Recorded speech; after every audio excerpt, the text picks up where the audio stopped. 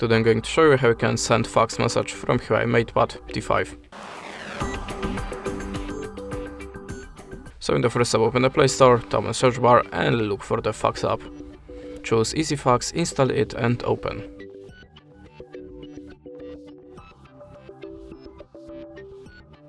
Remember that you have your showcase banner. Sometimes you have to restart the application after the setup if you want to send your message for free.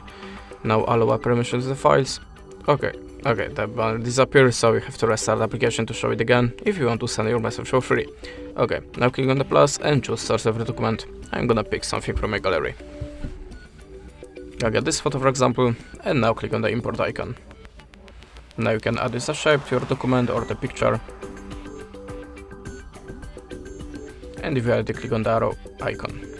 Now choose the filter for photo to make it more visible for your receiver. If you already click on the accept icon, type the number in this place.